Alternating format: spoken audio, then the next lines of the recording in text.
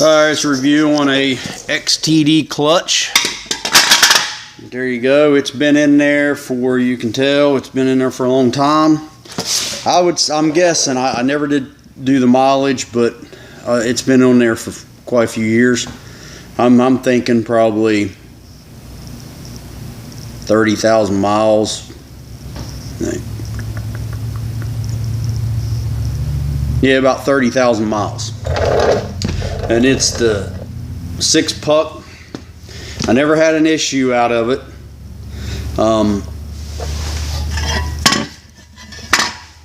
Of course, this was just a daily driver. I didn't turbo it, or I didn't pop the clutch real hard.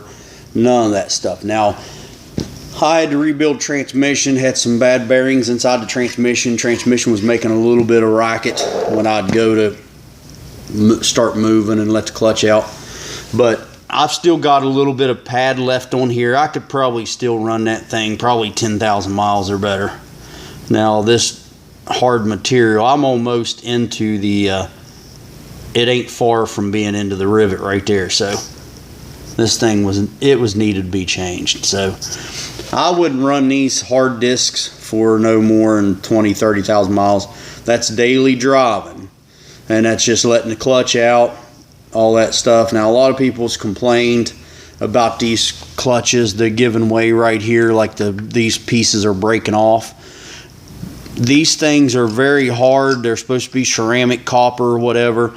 When this thing, you let it out real fast and it slaps into this. This slaps into this disc. That's what's breaking your pads apart. And they're not meant to be slapped against. That's what they're brittle. They break off. If you just daily drive this thing like you got some sense, you can see all of my rivets are fine. They're not loose. None of them's loose. They're in there the way they are. This is the other side of the thing. If you're planning on racing and you're hitting the strip and stuff, don't expect this to last very long. This is all daily driving. And this is the wear and tear you get just daily driving it.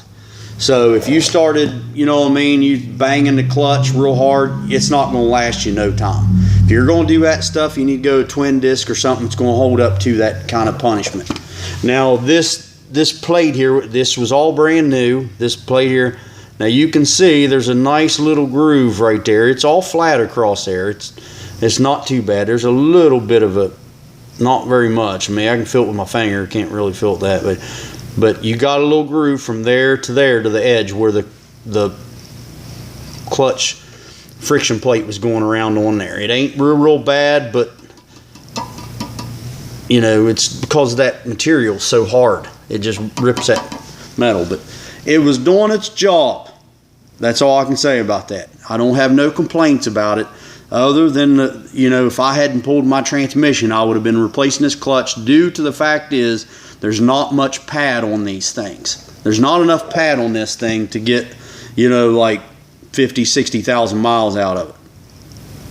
So 30,000 miles in your daily driving, you're easy on it, you're just driving, planning on replacing it, because that's about how long it's going to last before your friction area wears down to the rivets. So 30,000 miles, I wouldn't push it past that. So I hope this helps you. Like I said, XTD, E-base clutch.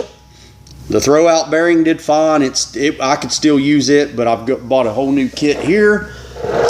And this time I'll just do another follow-up on this. So just follow me on Facebook, and then you'll see my new clutch I got. It's XTD, but I'll show you the one I switched to.